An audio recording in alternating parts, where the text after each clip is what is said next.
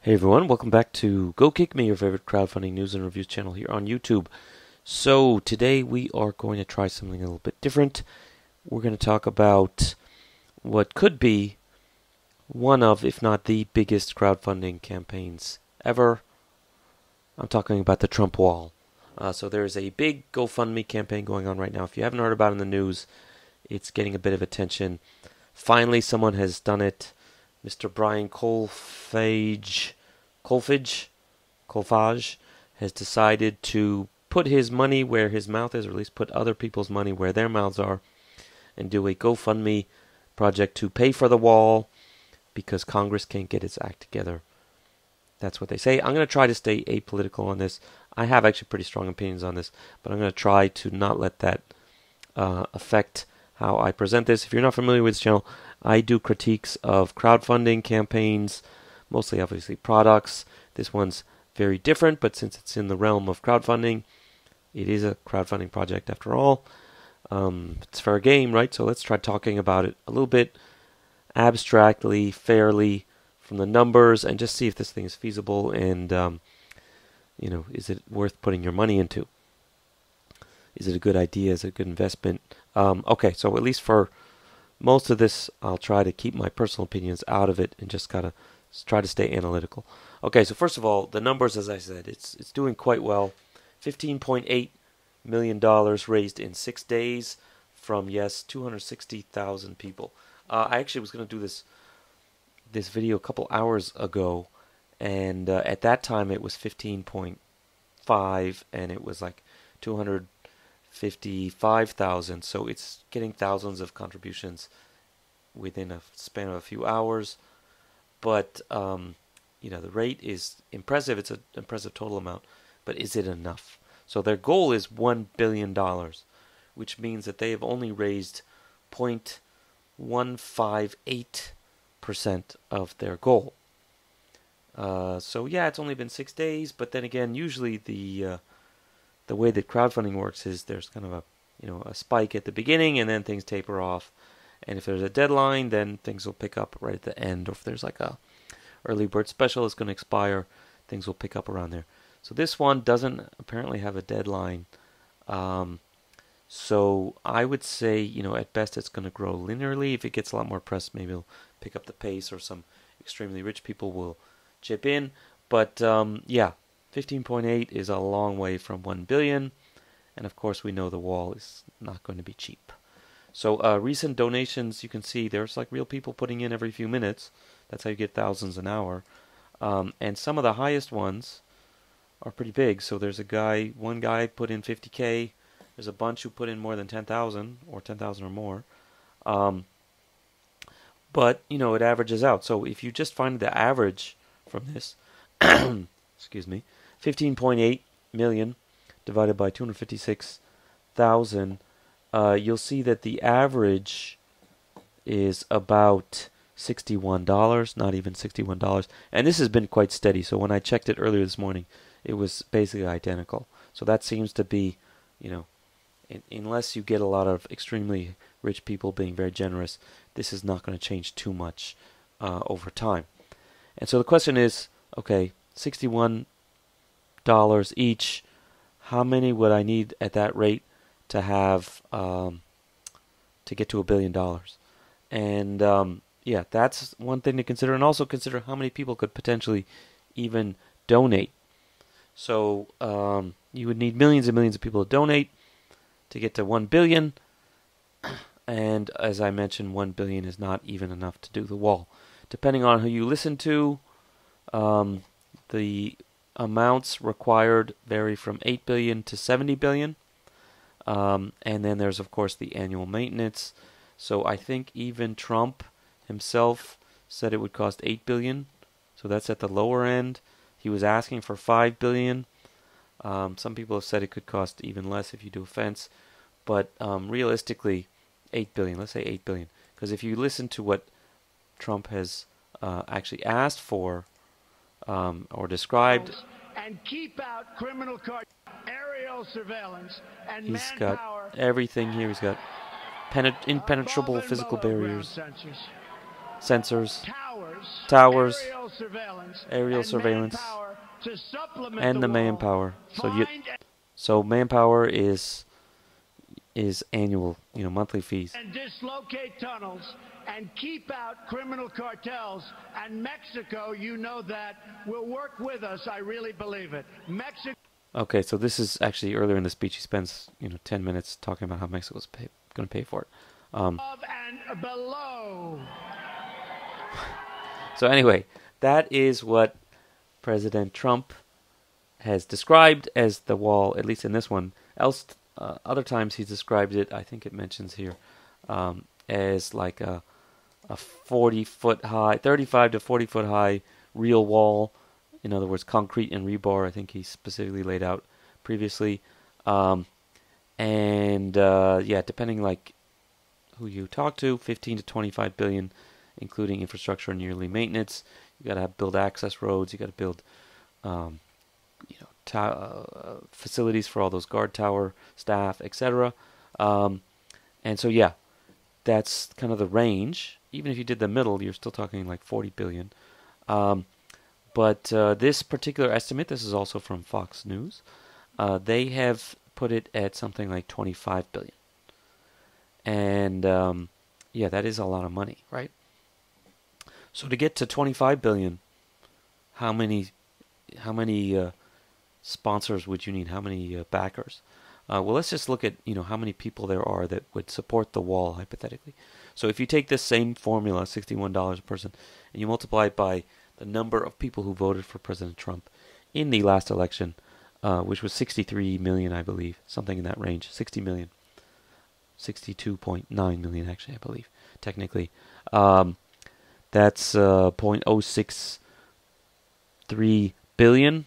So if you do the math on that, if each person who voted for Trump also donated something on average $61, you end up getting $3.8 billion, right?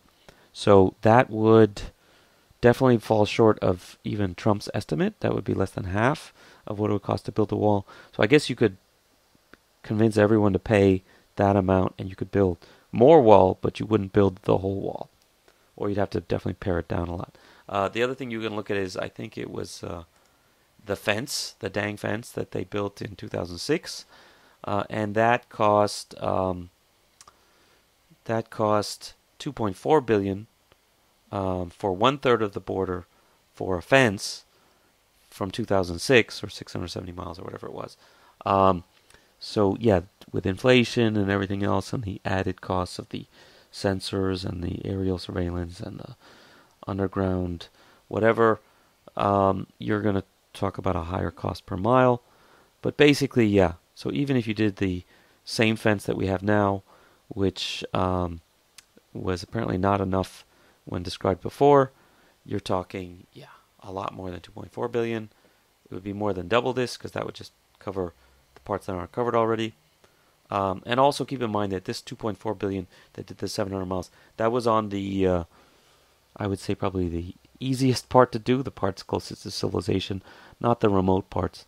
So anyway, average donation size with this campaign leads me to believe that it will not get anywhere near the amount of money needed realistically.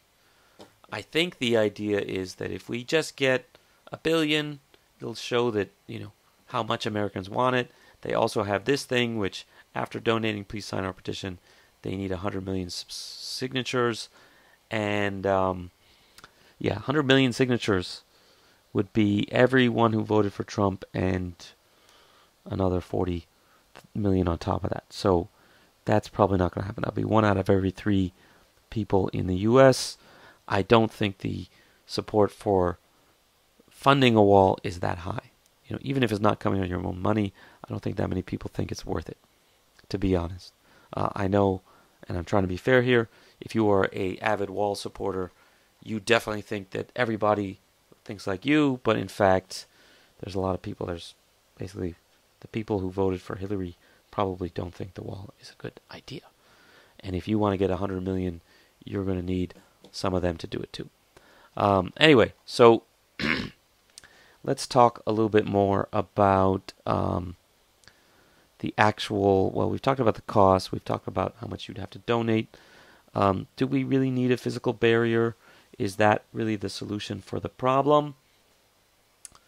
That's up to debate, obviously. Some statistics are cited about how, the places where the fence has been built, the number of, illegal immigrants crossing there has dropped significantly. Well, that is probably true, because if you build a fence to here, the number of people across here is going to go down, they're going to go over here. So is that just moving the problem around? If you build a barrier in the middle of nowhere, is that going to be the same problem as building one in a populated place with lots of cops and lots of people witnessing it and lots of people noticing it? So there's a whole bunch of variables in here. So you can't really just say, well, just because they built a fence in El Paso and that affected the illegal border crossings in El Paso, that's going to make a big difference across the whole border. I believe in entropy. People will find a way of getting across. Drugs will find a way of getting across. Here's a really good example. Even where they do have a fence, this is near San Diego, somewhere in the Baja California border. And even now, this is from when was this from? 2 months ago. Despite the fact that there's been a fence there, they're finding more and more of these tunnels, and they're getting fancier and fancier. So this one was detected probably with audio sensors or something, or a tip-off, but it had rail tracks and solar-powered lighting and ventilation systems. And it was super long and well past the border into the U.S. territory in California. So despite the fact that the fence is there, people still, this is the one they caught. Imagine how many they aren't catching. So, El Chapo is famous for tunnels, dude. So don't think that even if it goes 10 feet underground, it's not going to stop these guys, right? So you build a fence, it'll just move the problem around. Also, a lot of the drugs don't come in through tunnels. They might come in through smuggling, like basically trucks and hidden compartments and stuff like that. So again, fence is not going to do anything about that. A wall, no matter how tall it is not going to do anything about that. So let's talk about immigration. So obviously you can smuggle people just as easily you could smuggle drugs through a place like this if you really wanted to. But what is the real immigration crisis? So a lot of it is not people sneaking across the border and sneaking into the U.S. and basically making a run for it. A lot of them actually get caught, and they actually try to get caught on purpose because they are asylum seekers. And so if I can find it somewhere here. Yeah. Even in the most remote part of the New Mexico border where there is a border crossing, basically these smugglers or whatever, traffickers, are driving the people right up to the border crossing where the border patrol guys are, and they're basically turning themselves in and asking for asylum. So that's not a matter of offense or not. These aren't like you're sneaking across the border in the middle of the night type people. A lot of them are trying to get into the asylum system, right? And they're going to make a case that Guatemala is dangerous and therefore you have to let me in, etc., etc. So to me, the solution is either you change the law so that you can't just come and seek asylum and declare you want asylum, or you close all the border crossings, which obviously will have an economic impact, or you change the law, or you change the situation. I already said change the law. Or you change the situation in Guatemala that basically takes away the reason or takes away the excuse. If there's no drug gangs murdering people in Guatemala, maybe people want to stay. Here's another idea. Why don't you just build the wall on the Guatemala-Mexico side? Much shorter border would solve a big part of the problem is Central American immigrants. Mexico economy actually is apparently doing quite well nowadays. So except for the drug trafficking, that would solve the migrant crisis at least. Probably Mexico wouldn't mind if we helped subsidize that either. So anyway, I don't think the wall will solve the migrant crisis, the asylum seeker crisis.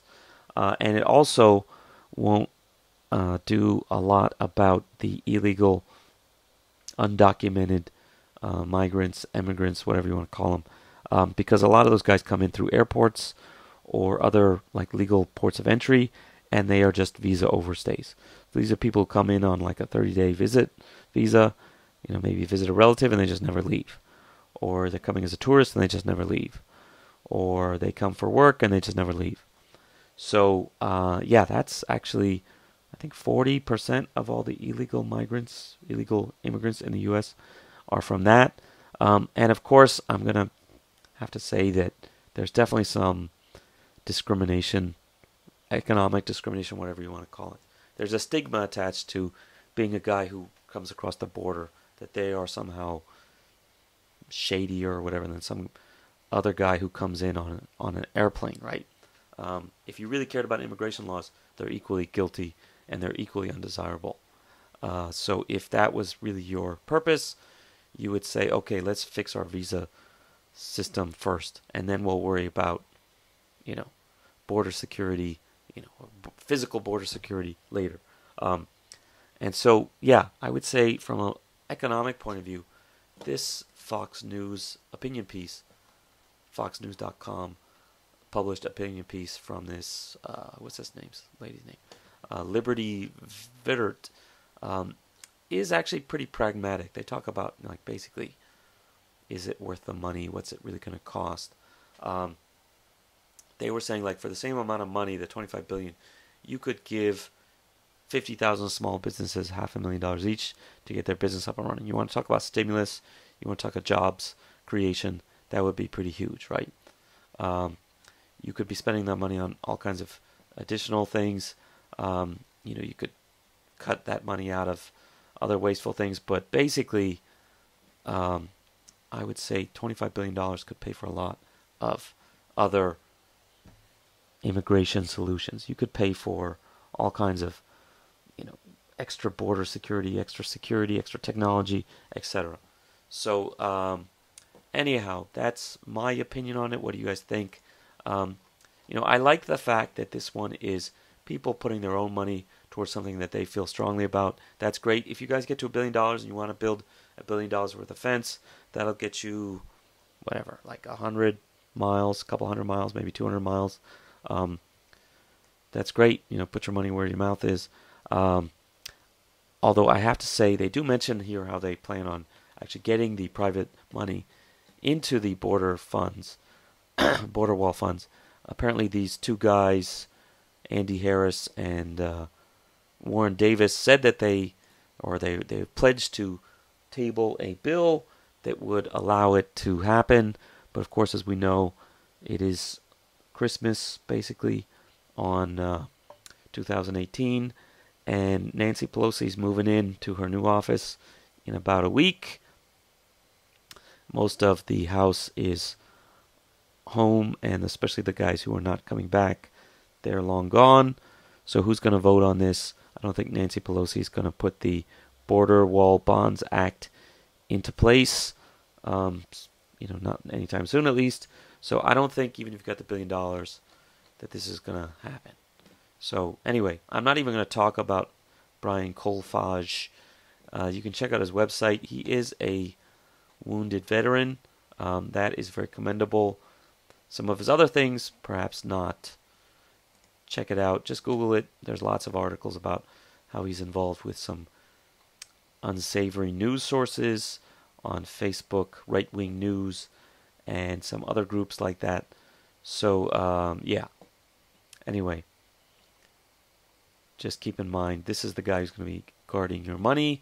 And, of course, he promises not to waste it. But, just because he has a check mark on his Facebook page doesn't mean I'm going to trust him with millions and millions of dollars. So whoever gave $50,000, very generous person, very trusting person, very devoted to the cause. But again, I would not trust someone just because they have a blue check mark. I would need to see this is a registered nonprofit. You have oversight from a CPA who's there to make sure that the money all goes to the cause. I want to see external funding so that proves that your overhead is not going to be taken off of here. You're not going to be skimming. You're not going to be sending yourselves on lavish business trips to talk about the fundraising. In other words, like marketing, spending on yourself. So anyway, just be wary.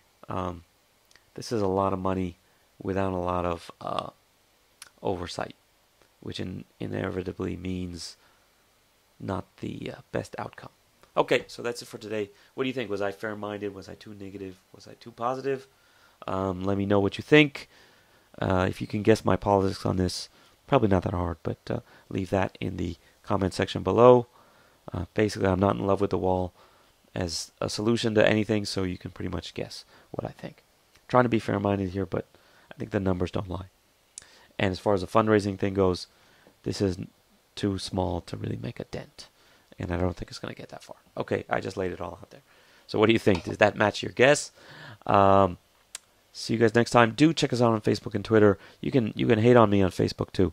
Go to Go Kick Me, or go to Twitter at Go Kick Me, or GoKickMedia.com to sign up for our newsletter and hate me for that too. Okay, so see you guys next time. Bye.